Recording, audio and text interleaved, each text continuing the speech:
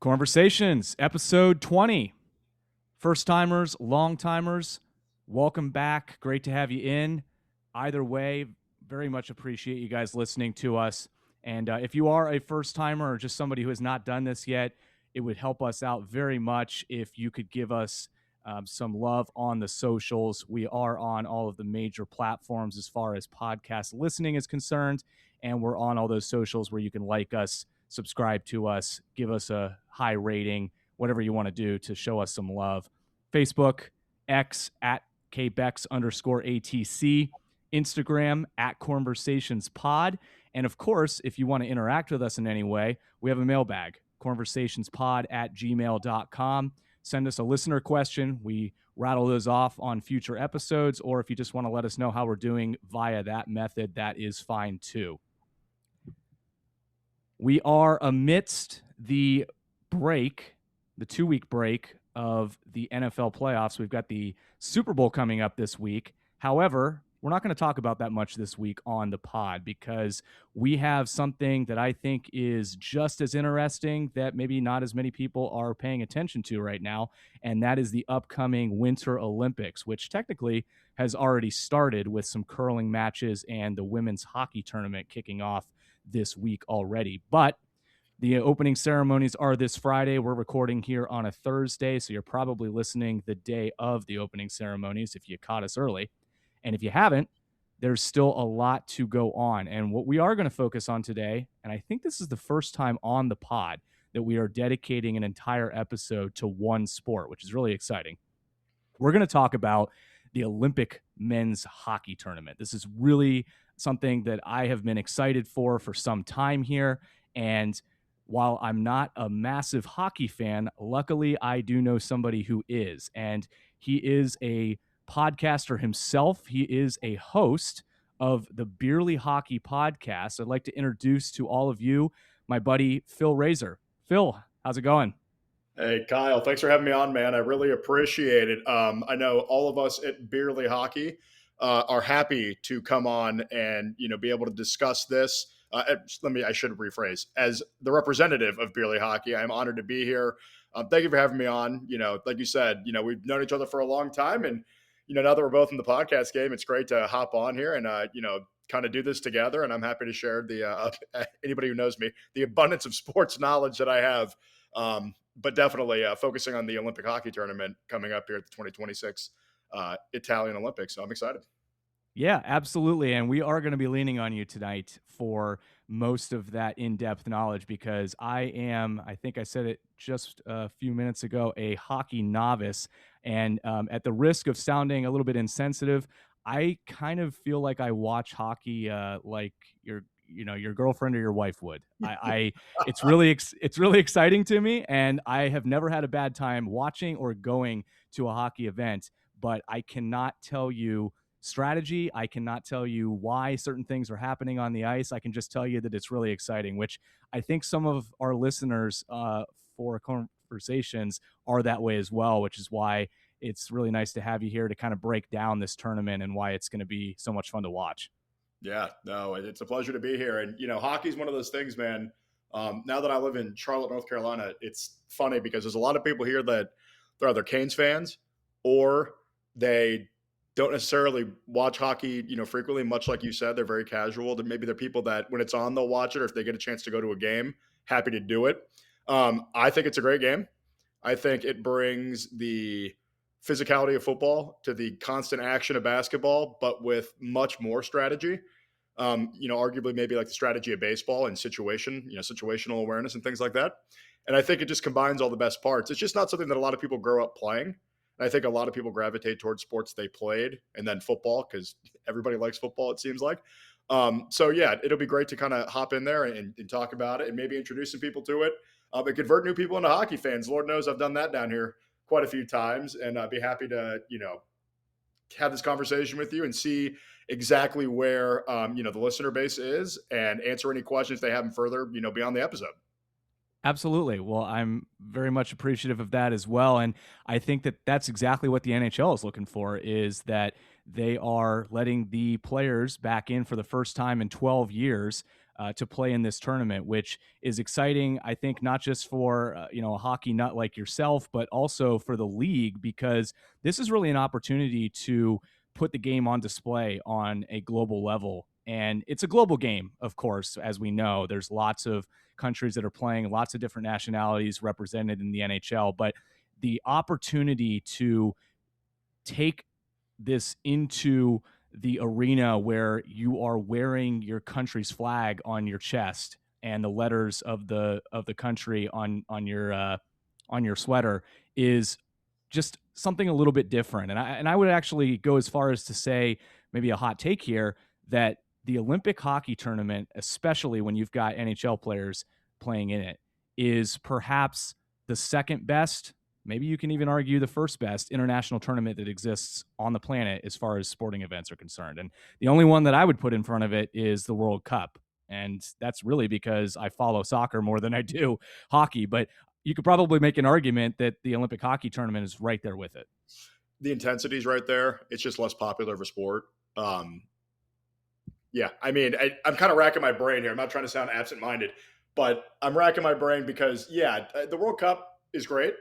I agree with you. I look forward to it, all the time, and not just to watch Team USA, but also because you get to watch the guys that you watch play at club level, right? Whether you're a fan of an MLS team or you're a fan of a European team, if Team USA doesn't make out of the group or they get out in the round of 16, as they love to do, you can always kind of bandwagon a country that maybe has your team striker or, a great defender from your team or whatever, all the way to the final usually, right? You could find a guy that's, plays for the club that you watch. So it doesn't necessarily bring that global level, but I do think if you are a hockey fan or you just like watching your country go out there compete in anything, as Americans do, let's be honest, we love when anybody puts on the stars and stripes. It's exciting when you get to watch a sport with guys that play at the highest level, night in and night out, professionally, go out there and do it against their own teammates, with their country's flag on their chest. Yeah, and I think that we got a little bit of a taste of this last year with the Four Nations face-off, because that was something that, it didn't feature the full breadth of nations that we're going to see in this tournament, but it did feature arguably the four best, or four of the five best nations that play this game. And I don't think that the NHL even could have expected how positive of a reaction they were going to get from the general fan base from that tournament that they put on. And it ended up simply being one of those things where you could say, hey, did you like this? Well, 12 months from now, we're going to have this and it's going to be even better. Yeah, I think the Four Nations face-off was the perfect appetizer for the Winter Olympics this year. Yeah, definitely the four best countries that were allowed to participate. I'll talk about Russia during this because they're not there, and I'll give opinions on that. But the four best that were eligible: Finland, Sweden, the U.S., and Canada. Top to bottom, most NHL talent, deepest NHL roster pools, things like that. If you include the AHL, the ECHL, all that, major juniors up in Canada. For the fans that may not know, major juniors, think of a giant league that, Quebec has a league, Ontario has a league, and then there's the Western Hockey League, which has a few American teams, but it's out in British Columbia. Think of it as like they're all like playing for IMG Academy. It's where you go when you're 16 through 20, and then age 18 is your draft year. And you can still play there at 19 and 20 years old. But if you play juniors, it's like having a bunch of IMG academies go up against each other night in and night out. Wow. Yeah. No, that's awesome. And, kind of bringing it back to the NHL and how this might benefit them or maybe not benefit them. Maybe we'll start there. Do you see the NHL being worried at all about the potential of some of these guys picking up some injuries while they're at this tournament? I think that the players would have a very different opinion on how they feel about that, but is the league at all concerned, or do they have a valid reason to be concerned because of that potential? I mean, there's always potential for injury, right? It's always something you worry about when guys go away and play on international duty in any sport. And I think that's one of the reasons they kept him out for a while was they wanted the best talent to be healthy. The good news is the trade deadline in the NHL isn't until the Friday after, 11 or 12 days after the season resumes at the end of February. I think it's Friday, March 6th, if I'm correct. So they, they'll have time to make roster moves if you need to. But I think it's more about the honor of playing for your country, and other sports don't have this problem. They don't have an Olympics in the middle of their season, so it is unique to the NHL. But I think they want to grow the game. They want to grow it internationally. They see what the NFL does. I mean, the NFL has a game in Paris next year, and they already play games in Brazil and Germany and England and Ireland. And the NBA is the best international marketing campaign that's ever existed in sports, in my opinion, at least from an American perspective. So the NHL is opening up to that. They know that getting these guys on a big stage is going to be good for the league. It may cost someone. Obviously, I hope it doesn't, and nobody hopes it does. But I think they realize that the risk analysis, it definitely favors them. Yeah. Yeah. And going back to what the players would probably think, most of these guys you would have to peel off the ice if they got an injury that, they could probably play through, but could put them at risk of further injuring something, that would affect their status going back into the NHL season. So I think you have picked up or pointed out something that's prevalent to just playing for your country, which is that it's that honor that it's hard for the NHL to deny these players the opportunity, given that they are allowed to play in this tournament. But something else that I think is a positive, and I'm curious about your thoughts on this because I did not know that this was the case. That previously, when the NHL players were allowed to play in prior Winter Olympics, Mm-hmm. the NHL did not have the rights to use the content from the Olympics post Olympic Games. Yeah, I'm not surprised. Now they are. So this is something that I thought was really interesting that Gary Bettman kind of, I don't think he snuck it in there at all. I think it was part of the negotiation to have the rights to utilize content from these games post Olympics. Do you think that that is something that the NHL is going to lean into hard once this is over? Or is this just kind of icing on the cake, if you will? I think they'll take content and put it all over social media. It'll be all over YouTube. They'll whatever rights they have to Olympic coverage and footage, they will utilize to get everybody hyped up for the return of the NHL. Because when national pride comes into play, everybody gets involved, and then you go right back into your season. They have a very unique opportunity to use it to kind of fill the gap, right? When your beloved Boston Bruins aren't playing, you can still watch David Pastrnak playing for Czechia, and then as soon as it comes right back, it's almost like he never left, and that's such a big appeal, especially to the younger base that has no attention span. And that's not a knock on younger people. They've lived in a digital world, right? And it's constant content in their face, and this allows the NHL to keep that content in their face. Yeah, and you talk about youth, and I likened it or was thinking about this as this is the NHL's opportunity to have that Olympic bump the same way that you commonly hear it talked about with things like swimming or skiing or gymnastics and some of the other disciplines. Is that after those Olympics take place, you start to get an influx of younger potential consumers of the sport. They want to be involved because they saw this at the Olympic level. And as weird as it sounds, because the NHL is there, perhaps this is an opportunity to reach some people that maybe just it was flying under the radar for them. So I definitely think that it's a really good opportunity. And I agree with you. They are going to utilize the what out of it when they have the opportunity. I'm surprised, honestly, that they didn't have this opportunity prior. I'm not. No, I'm not. The NHL's always had broadcast issues. For a while, they were playing their. You had Sidney Crosby and Alexander Ovechkin going at it on Versus. I mean, they've had broadcasting problems forever. The NHL had an entire lockout year in 04, 05. No other sports had a full year lockout in a long, maybe ever, but definitely in a long time. So, and it's not surprising. It's always been kind of run in a way that a lot of the fans did not appreciate. They've had a flat cap for the last couple of years because of COVID. I mean, it is what it is. And you deal with it when you're a hockey fan. But this allows you to just everybody from a country, right? There may not be an NHL team near you. And this allows you to watch it for the country, not necessarily for the region, but for the country. And then maybe you decide that you really like a player for Team USA, right? You love Matt Boldy. He's a big power forward for Team USA, plays for the Minnesota Wild. Well, you live in Phoenix, Arizona, and you just lost your team, but you like Matt Boldy, and you can pay for ESPN Plus every month to get every out of market game. Well, guess what? Now you're a Wild fan because you can watch every Wild game on TV now. Right. Right. Yeah. Yeah. I mean, there is absolutely the opportunity to build that lasting affiliation, if you will, with the league, given what they see happening here in these Olympic Games. But kind of trying to give people maybe a little bit of a window into what they might expect. I wanted to touch base with you on some of the teams that the Beerly Hockey podcast didn't focus as much on.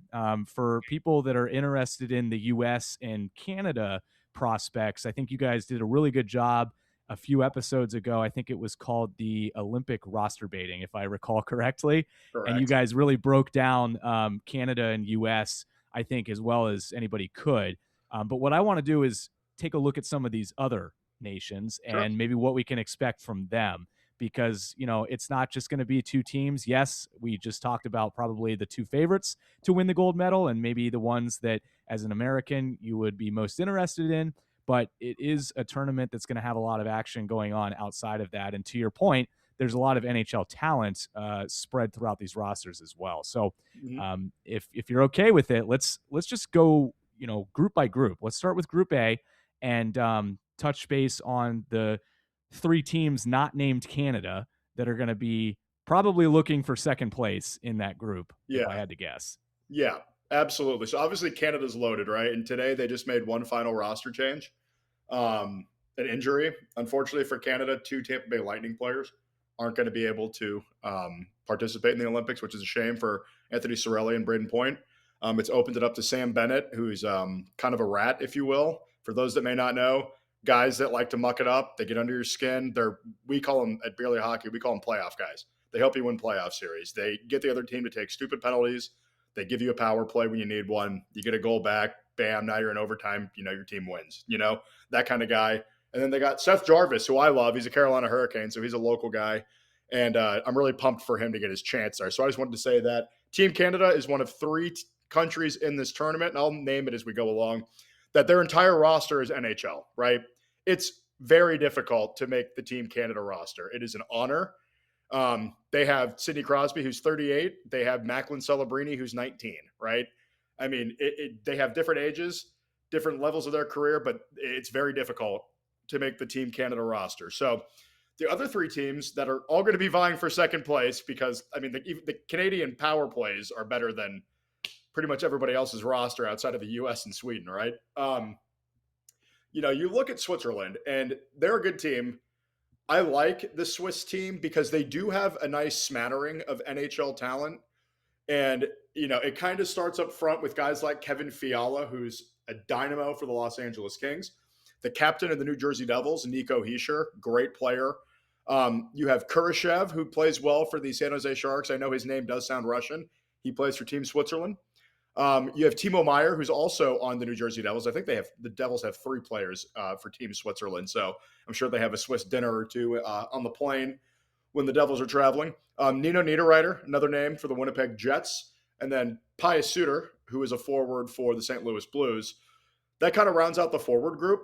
They have a lot of guys that play in the Swiss League. And I guess this is as good a time as ever, Kyle, to kind of lay it out for the listeners. So USA and Canada, we're going to put this in college football terms so everybody has an idea. That's the Big Ten and the SEC. It's the cream of the crop. They're the two best conferences. If you're a fan of an ACC or a Big 12 team, I'm sorry. Look at the numbers. So it's the Big Ten and the SEC. Sweden and Finland are the Big 12 and the ACC. Everybody else varies. Some of them might be more of a MAC or a Sun Belt, darling, maybe a James Madison, maybe an Ohio University. Shout out to my alma mater, the Bobcats, always bowl eligible, it seems now. And then you're going to have Team Italy, which is like your local Division III school. And it's not a knock on them. They just chose not to take players of Italian heritage. They only took guys that play in the Italian league or are Italian. Right. So it fluctuates in there. You'll have maybe a team or two that I consider like FCS, maybe not an FCS powerhouse, but your local FCS team, the University of Dayton, something like that. And that's kind of what you're looking at in terms of the juxtaposition of the teams here, just to kind of put it in terms that maybe the listeners understand, a little more there. So, but Switzerland, defensively they have three NHLers, which is good because defense is going to be paramount in this group, right? Because they have to go up against Canada, and Czechia has offensive firepower. So they need a little bit of that blue line help, and they're going to get it. Although Tim Burney has spent time in the NHL. They have four guys with extended NHL experience at least. Well, Burney has a little bit. But, they have J.J. Moser, who people may know from the Tampa Bay Lightning, very good puck-moving defenseman, gets it out of the zone, is, solid going, up the ice as well as getting back. Siegenthaler from the Devils, solid defenseman, nothing to complain about there. If he plays for your team, you're happy. But their main guy is Roman Josi. Roman Josi has won the Norris Trophy. That goes to the best defenseman in the NHL. He's probably a Hockey Hall of Famer, and he's probably the best player in Nashville Predators history, top to bottom of his career. So having Roman Josi is a big one. Also a name on here just for fun, Dean Kukan. He plays for Zurich now, but he was a Columbus Blue Jacket for a while, so that's another one. Five guys. I missed his name. The problem is for them is goaltending. They have one NHL goaltender, Akira Schmid of the Vegas Golden Knights. The other two aren't. You're going to have to rotate in this tournament because you're going to play 3 games in 4 days probably. So that's goaltending is going to be a big thing for Switzerland. But they have enough NHL talent that when I look at this, group, they could easily finish second. And to be honest with you, they probably will finish in second. Because the only other team I think will take them is Czechia, right, Kyle? Like that's the other country you're probably thinking about, right? So we're spoiling a little bit what I was going to do later, but Okay, yes, I sorry. had the no, it's okay. The Czechia Swiss game to me is a really interesting game because of I think what you're talking about right here. Yes. Czechia has offensive dynamos, right? You look at this team Czechia. So they have, I mentioned him earlier, but superstar David Pastrnak. He scored 60 plus tucks in the NHL. He is a monster. He drives play. He is phenomenal. They also have Martin Necas, who was a part of the Mikko Rantanen trade for anybody that knows, follows hockey.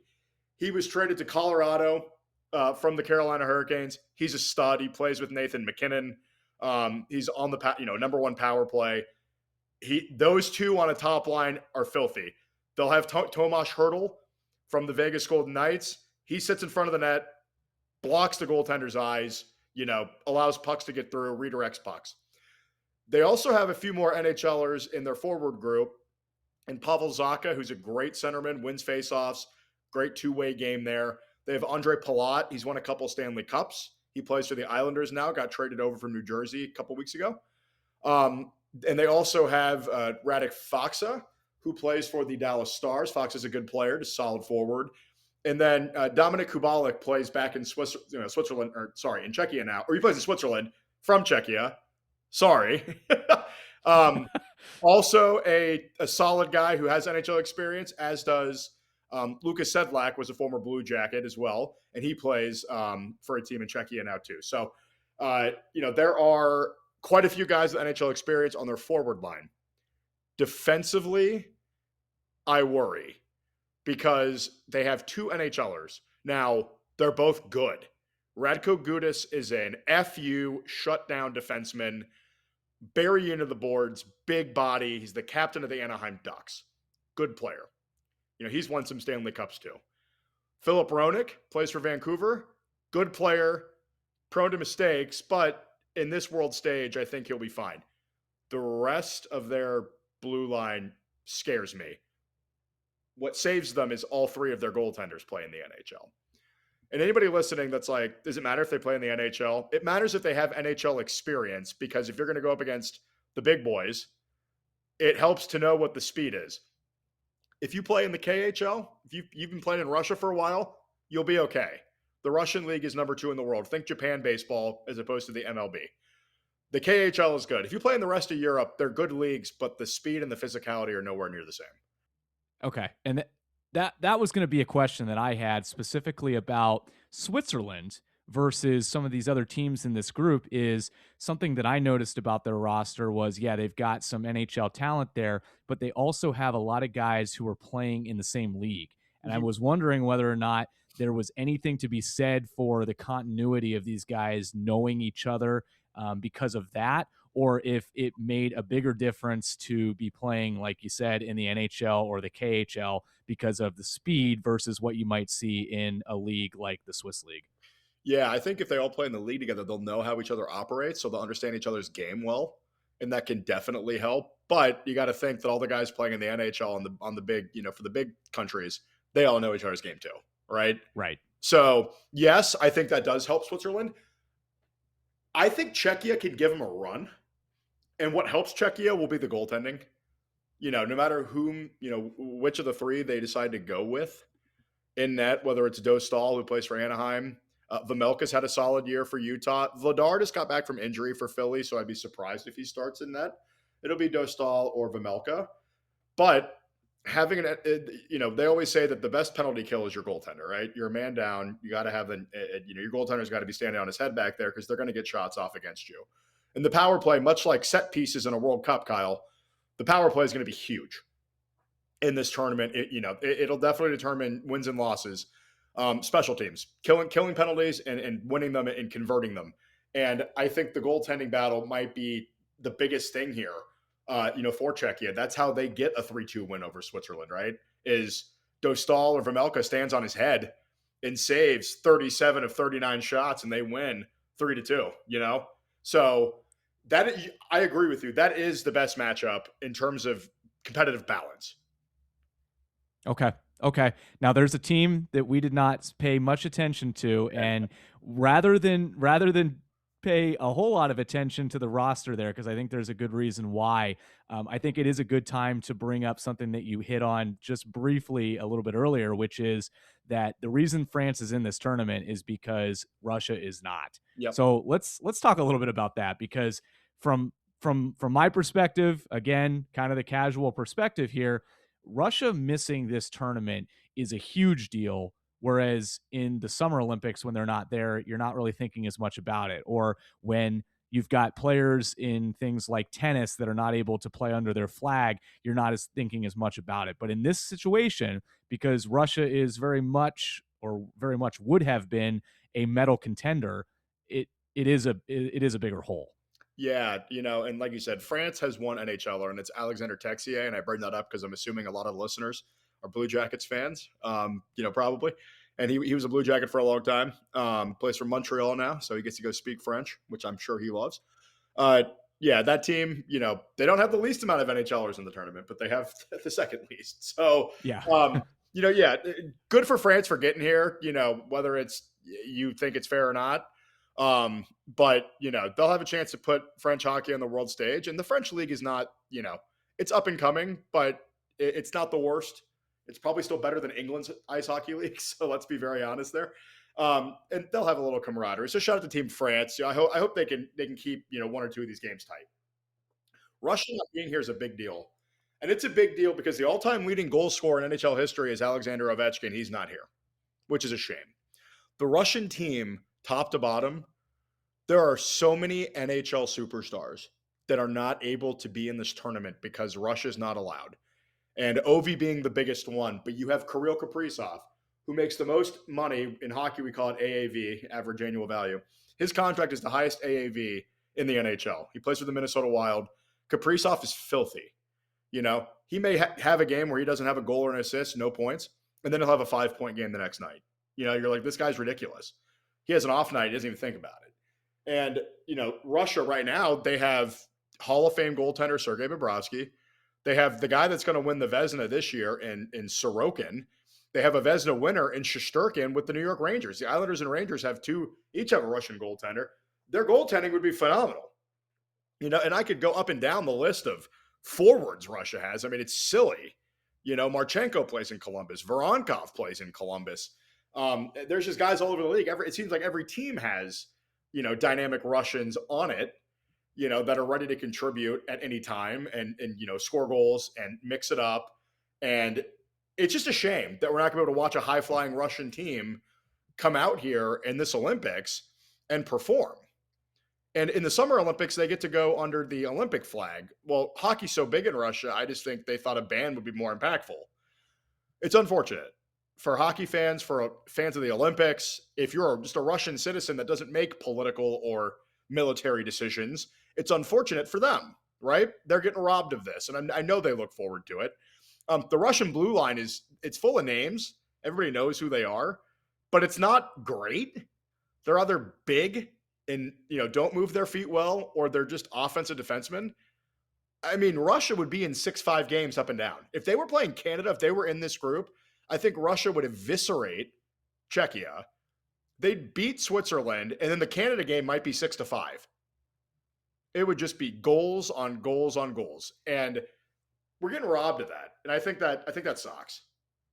Yeah, I think the word that you used in the episode that I referred to earlier about this situation was performative. And I thought it was an apt word to describe this whole thing because at the end of the day, like you said, this is taking away for all of the players that didn't do anything to deserve this. It's taking away for all of the fans that don't really have a dog in the political fight, if you will. And really, for us at home here in the States, it's taking away from what probably would have been a very exciting rivalry match in probably a semifinal or maybe even a medal game because of what they would have been capable of doing here. So it is unfortunate. What I would like for you to do, and you can have a think on this for just a second, or maybe we can come back to it, is who would you compare Russia to if this was college football? Who are we leaving out of the college football playoff?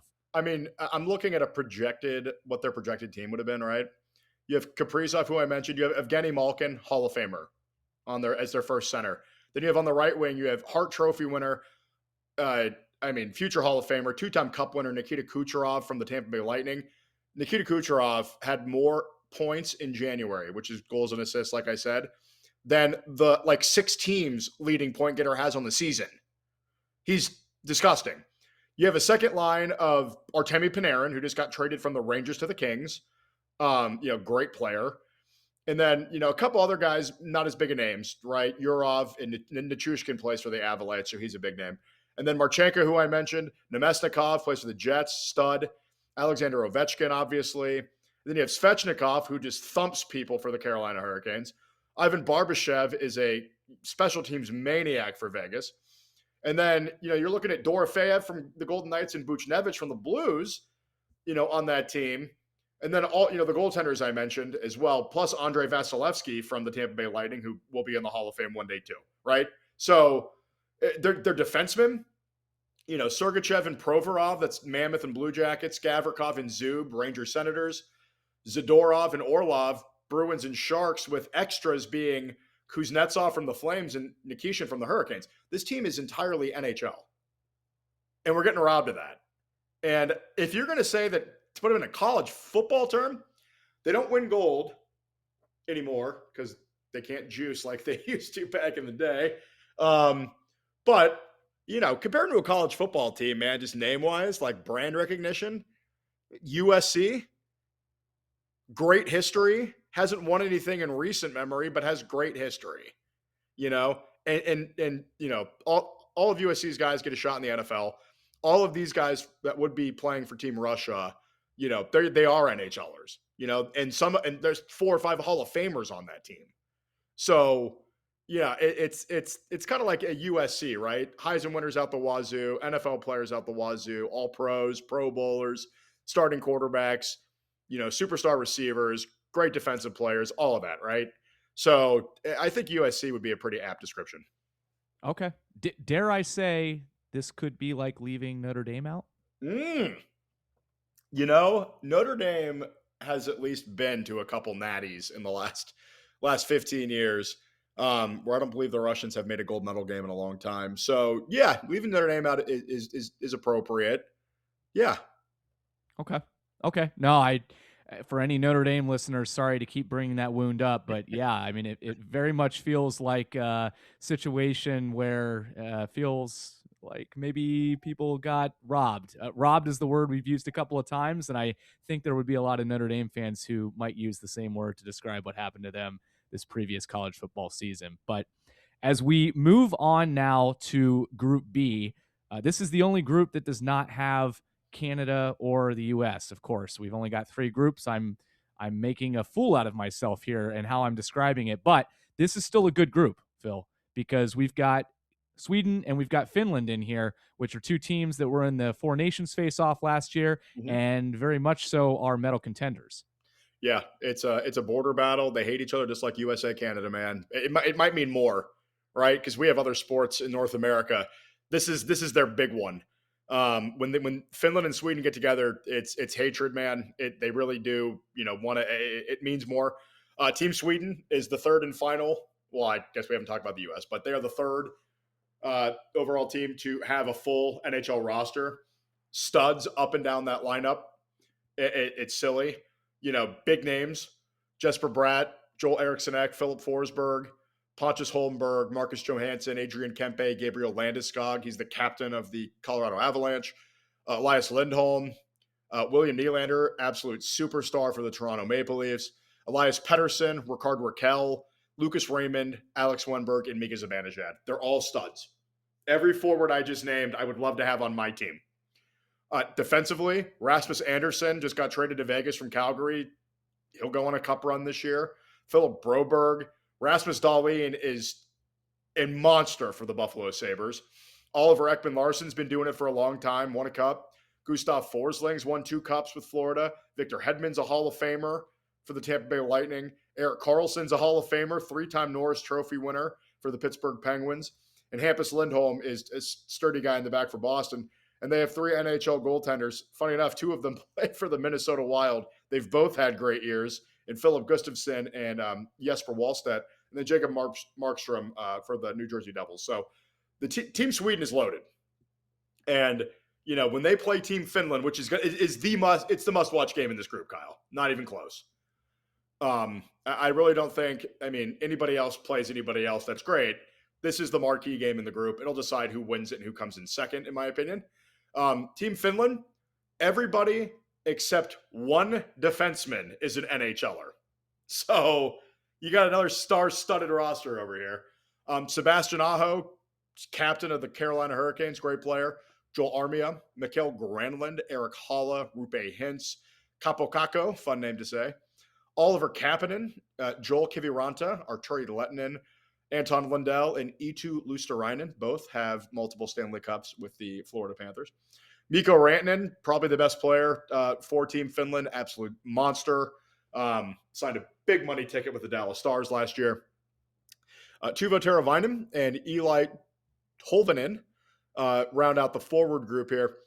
Defensemen, it's Miro Heiskanen, one of the best defensemen in the league, plays for Dallas. Henry Joakarhu, great player for Boston. The only guy that isn't NHL, poor Mikko Lettinen, man. He's the only one that's not an NHLer on the whole team. But good for him. Being an Olympian is sick. He plays in Russia. He'll be right there. Asa Lindell, great defenseman as well for the Dallas Stars. Olli Mata, been around for a long time, good veteran presence. Nicholas Manapalo, younger guy. Nico Mikkola, won a bunch of cups. And Rasmus Ristolainen. The names are fun here for Finland. And goaltenders, Jonas Korpisalo is in for Ukko-Pekka Luukkonen, who when you hear him say his name, it sounds like he's singing his name. Kevin Lankinen and UC Saros, who will be their number 1. He is the Nashville Predators goal netminder. So star-studded team again. Those 2 going at it will be great. I like the Slovakian team. They're pesky. The names don't blow you away on Team Slovakia. Dvorsky's had a great year for the Blues. He'll be, one of their main forwards. Regenda, I think it's one of the 2 for San Jose. And then Pospisil from the Flames. Best one, Slavkovsky for the Montreal Canadiens. They have 4 guys in the NHL on their forward line. Defensively, Eric Chernak, probably their best player. Yeah, he plays for the Tampa Bay Lightning. He's won a bunch of cups. He's their best.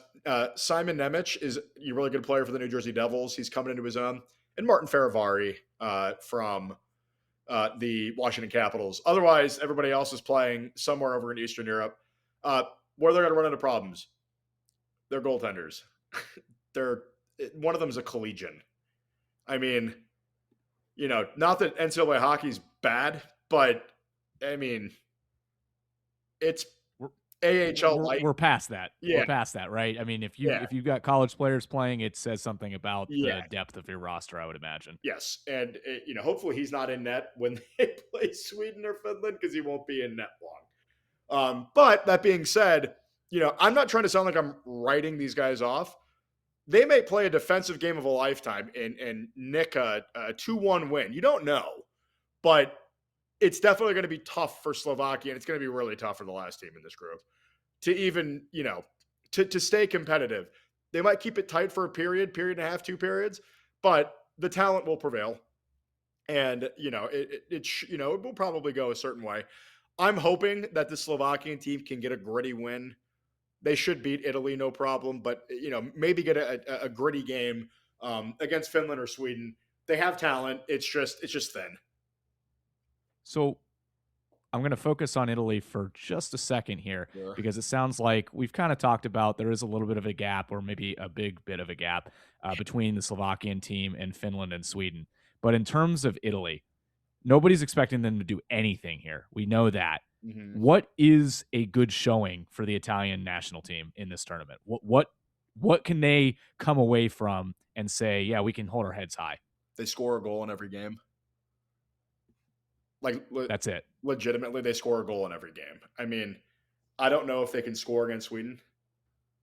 And there can always be a lap. There could be a power play. I mean, you never know. If they can keep, I'm being kind of tongue in cheek there. If they can keep a game against Finland or Sweden tight for a while, that'll give them a lot of hope. Slovakia, they could probably compete with. I don't know if they'll be able to compete for 3 periods, but they'll be able to compete. I don't see them really competing with Finland or Sweden, but if they can I mean, God forbid they get a win against one of those teams, but if they can and put together a nice showing and kind of put Italian hockey on the map, that would be a big win for this Italian team. And I'm rooting for them.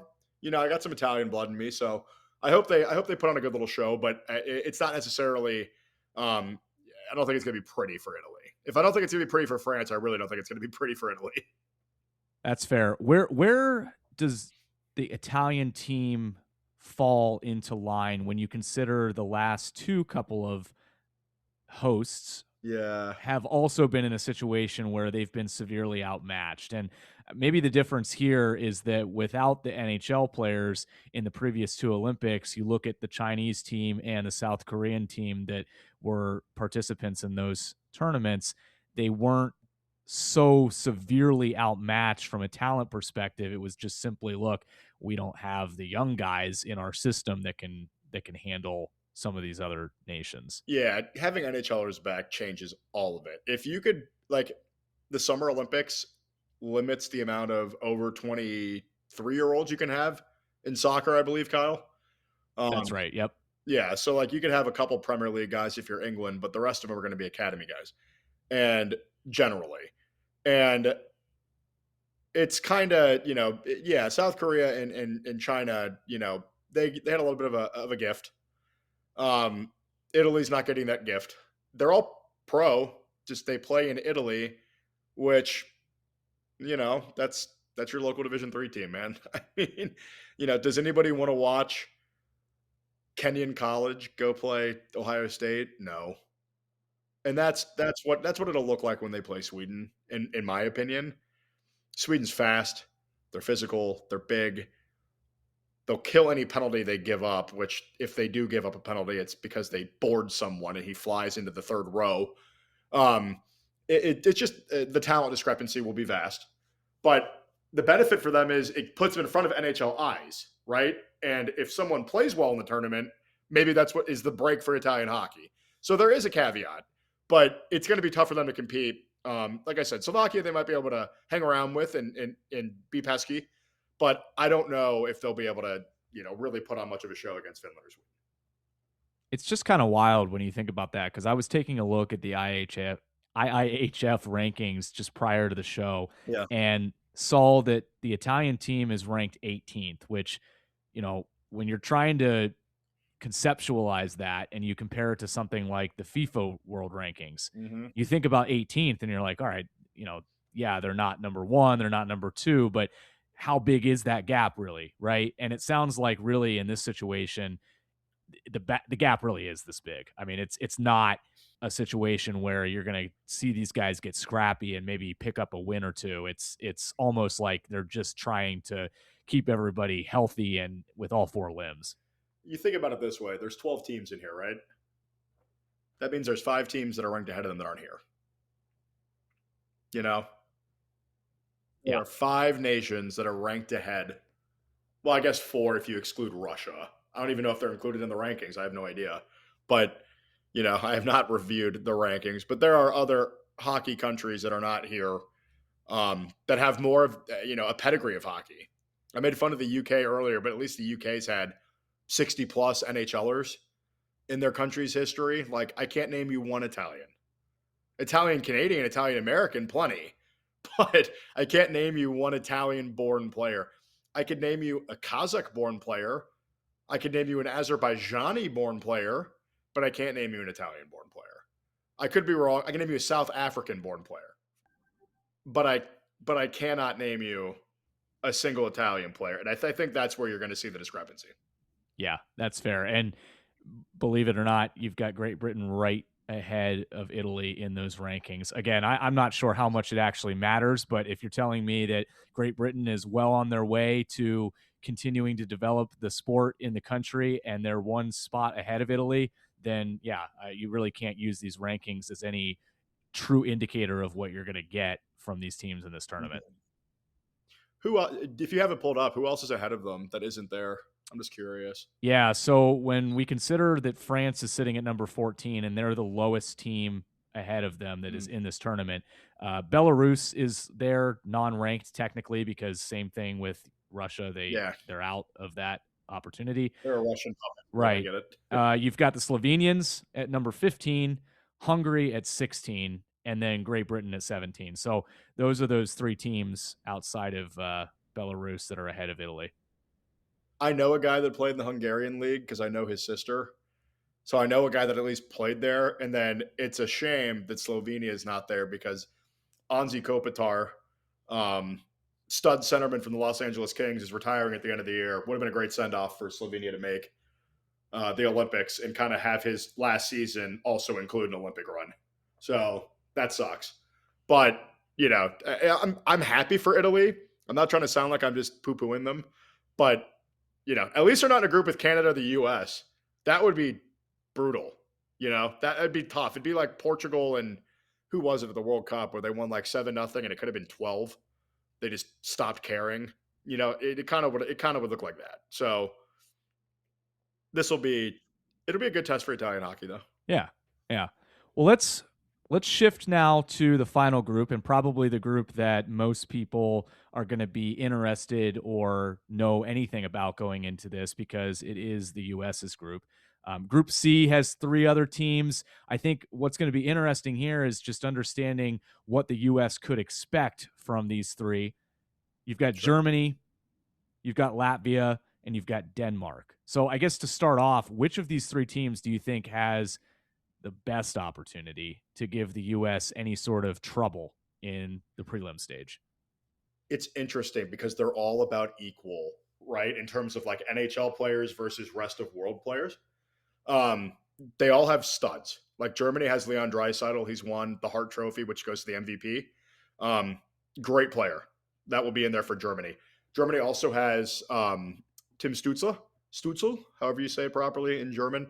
Absolute monster. Plays for the Ottawa Senators. They have Nico Sturm, plays for the Minnesota Wild, good player. And JJ Peterka was a Buffalo Sabre, got sent over this offseason to the Utah Mammoth, and he's tearing up Salt Lake City.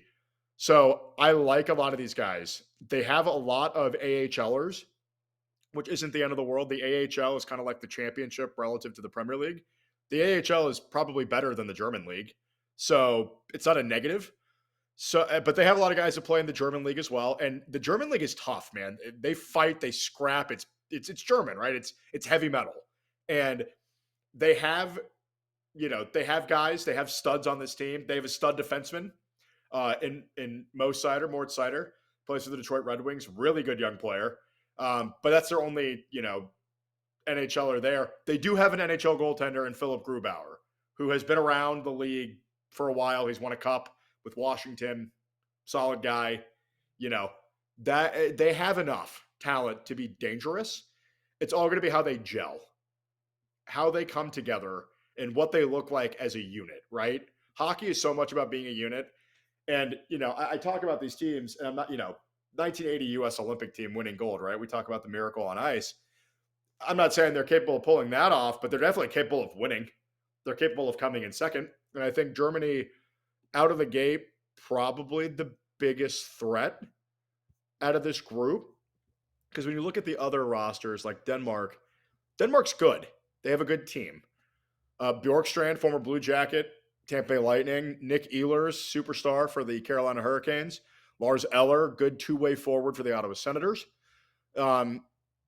That's their NHLers on their, guys that are active in the NHL, on their forward line. Defensively, they don't have any. So what helps them is they do have Freddie Anderson, who has been in the NHL for a long time, plays for the Carolina Hurricanes as well. They do have some NHL talent. They have guys that play in Russia, a few. Most of them play in Finland, Denmark, or Sweden, maybe Switzerland, and maybe Germany. There's different names all over here of teams. So Denmark can be plucky, but I don't necessarily. I think they're probably them and Latvia are so close to each other because Latvia has talent. I'll just run through Latvia real quick. Teddy Bluger, good two-way forward for Vancouver. They have Jurgensen's from Tampa, and then they have Vilmanis from Florida, as well as a ton of AHL guys. Defensively, they do have Balinskis from Florida. A lot of playoff runs, tournament hockey, used to it. And then they have two NHL goaltenders in Elvis Merzlikins and Arthur Shilovs from Pittsburgh, Elvis being a Blue Jacket. So their roster wise, in terms of talent and where they play, is very comparable to Denmark. Germany's the clear number 2 in this to me. I don't know if everybody at Beerly would agree with me, but I think Germany's number 2, and I would expect Germany to probably win this group. To win this group, to come in second in this group. I'm not even talking about Team USA. Sorry, to win those 3. I want to backtrack there. Don't clip me. All right. Team USA is winning the group. But I think Germany is poised to finish second. I think the game to watch in this will probably be when Denmark and Latvia play.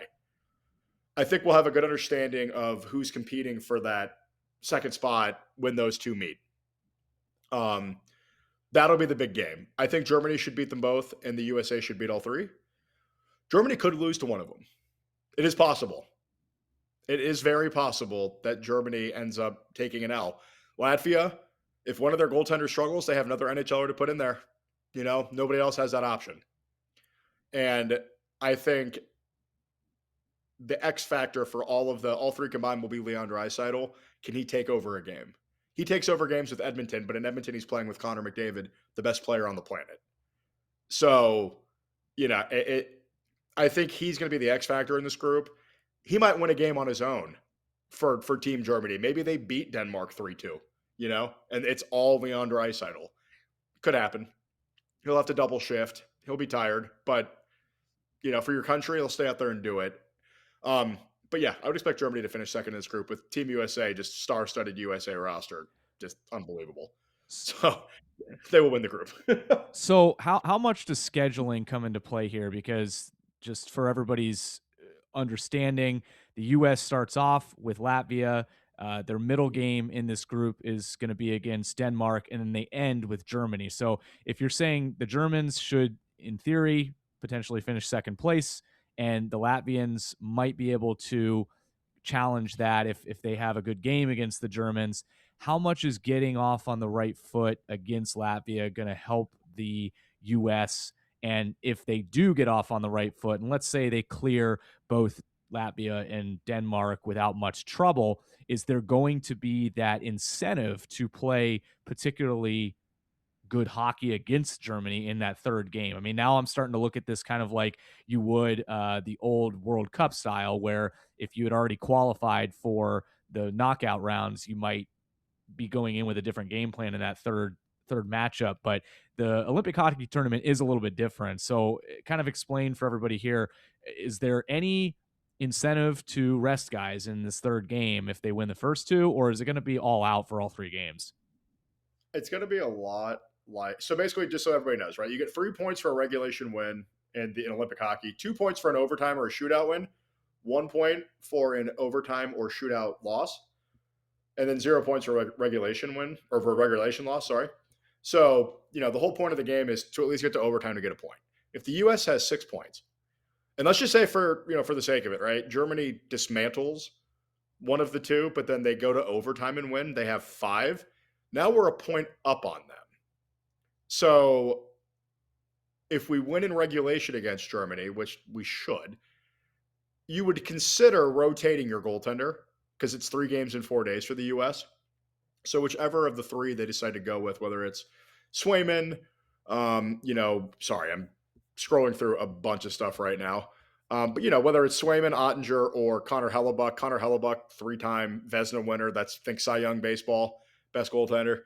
Ottinger, absolute stud for Dallas. Swayman, stud for the Bruins. They might switch to the number 2, and maybe if they're taking it to Germany, it's 6-1 in the third. Maybe you even switch out that guy to keep him fresh. I doubt they would do that. Goalies hate that, but possible. If Germany loses a game in regulation against one of the other teams and we beat both, all we have to do is not lose in regulation. You may see our healthy scratches get in there because there's extra guys that are health bombed, and maybe you matchup compare and you rest a forward and you play 7 defensemen and 11 forwards instead of 12 and 6. There's a lot of strategies you can do here. But yeah, if us and Germany are both 6 points each, they'll probably still switch out the goaltender to keep number 1 fresh, but they'll play number 2. Or they'll play number 2 against Denmark and play that guy against Germany, whoever the number 1 is and the number 2 is. You never know. But they should be able to, no problem, take care of Latvia, day off, get in there against Denmark, same concept, should be able to, get in there, take care of business. And then the Germany game will be the fun one. It'll be high flying. Germany has a few studs that can give you problems. And, if they play as a collective unit defensively and just eat pucks and kill you on the forecheck, that it could make for, a difficult game. I just, they're talented enough to make it interesting, but I don't know if anybody's good enough. But yeah, that strategy definitely comes into play. Kyle, you could rotate. There's not a ton of rotation you can do, but you can rotate a few guys. Okay. So for those at home keeping score, February 15th is the German-US game. So that's the one that Phil's saying, don't miss it, but you might be seeing a different U.S. squad than you could see potentially as we get into the knockout rounds. We kind of hit all of the major games in the prelim rounds to watch. I think we did a good job covering that as we went through the groups, Phil. So I've got a different question for you. Outside of the presumed / ideal Canada-US game that we all hope is going to happen at some point, what is a possible matchup that you could not wait to see if it ended up happening? And we're assuming here that this one isn't already scheduled, so I suppose you have to take out Sweden, Finland as well. Yeah, that sucks. I would love, just looking at the schedule, I would love to see Canada, Sweden, USA, Sweden, Canada, Finland, USA, Finland, any of those, right? Gets me excited. Stylistic matchup, I would love to see Czechia with their offensive firepower go up against Finland. Finland defensively, that's their problem. And it's the problem they had at the Four Nations tournament. It's, they didn't perform as well there because in the Four Nations, you had to be an NHLer to be there. So that was a rule, which is why they used these teams, those four countries. I think if Czechia can overtake Switzerland in that group and somehow make it out and they end up playing Finland, that could be a really interesting matchup because you have Pastrnak and Martin Necas, amongst the others, going up against a Finnish blue line that I don't know if they're going to be able to, withhold the pressure that will be put upon them. Okay. I like it. One of the last questions we've got for you tonight, and I don't know if you guys have done this already, so keep this to whatever minimum you want to, so as not to step on the toes of the Beerly Hockey podcast that I know you guys have recently done, where you talk about the Olympics in a little bit more depth. Sure. In terms of predictions here, who's going to win this? Man, I am all Team USA. Okay, tell me why. No. Let me finish. I'm all Team USA. It's hard to pick against Canada. Canada defensively is their problem, and in net. The US is better defensively and in net. The problem is Canada is relentless. They relentlessly get after you. And they bring guys like Tom Wilson and Sam Bennett now, who will kill you on the forecheck. They'll pin you in the boards, and they'll find the most skilled skaters on the planet. The Connor McDavids, the Nathan McKinnons, guys like Sidney Crosby, Macklin Celebrini. They will find these guys.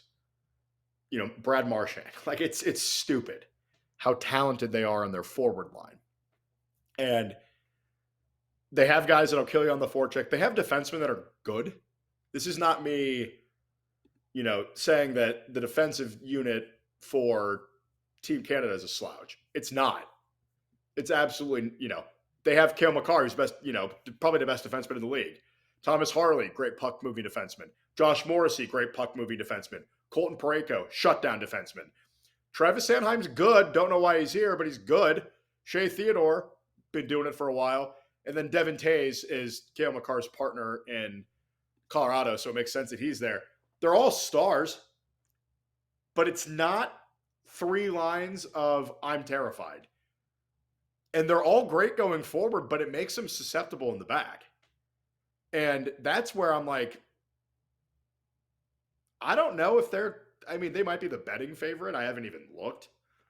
But I like Team USA top to bottom more. We have better goaltending. We have better defensive play. Nobody's going to have better forwards than Canada, but we have great forwards.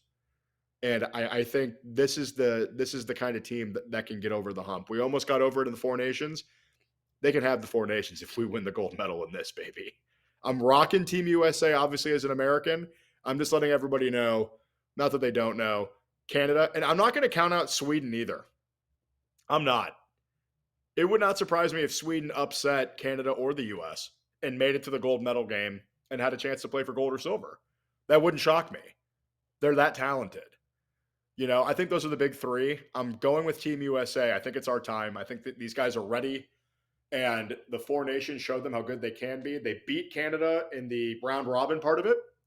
And it came up short in overtime. It is c'est la vie.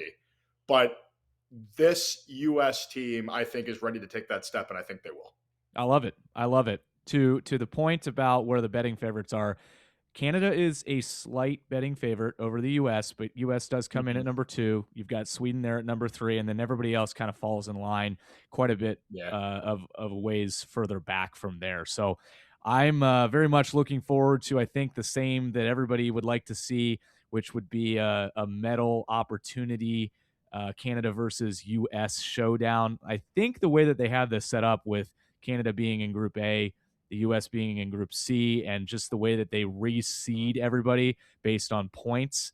When you get into the knockout rounds, there's an opportunity that you could get a gold medal game between these two, but there's also a possibility that they face earlier in the knockout rounds as well, which I think would actually be just as exciting, if not more exciting, because you could be taking away the opportunity for a medal for one of these nations if you get this game before that final one. If you got, and this is where it gets interesting, right? Because let's say you get USA Canada in the semifinal, and we'll say for the sake of argument, because it'll probably end up being these 4, unless somebody goes on a great run. Finland, Sweden on the other side, right? They'll have a chance for a revenge game in the same Olympics, which is huge. And the winner of that will automatically get gold or silver against, and then you're sitting there. And if you're Sweden or Finland, you're like, I have the chance to slay the dragon, right? And you get to do it on the biggest stage. And Sweden won the gold medal at the last Olympics, by the way. People forget that because there were no NHLers, so Sweden won. They'll have a chance to try to do it again. Just none of these guys were there. It's such a added element to this, to this Olympics. And to that point, you know, if someone does go on a miracle run, if you are Switzerland, maybe, Germany, one of these teams that gets out and you get paired up beautifully and you see USA, Canada on the other side of the bracket and, you take down Sweden or Finland or whatever, you're in the gold medal game. Those guys will have went through a gauntlet to get there. And they had to play each other. And what that hatred level is between the two countries. And I think that's a prime opportunity for a Sweden, Finland, I said Germany just for fun, or Switzerland to try to sneak a cheeky gold medal.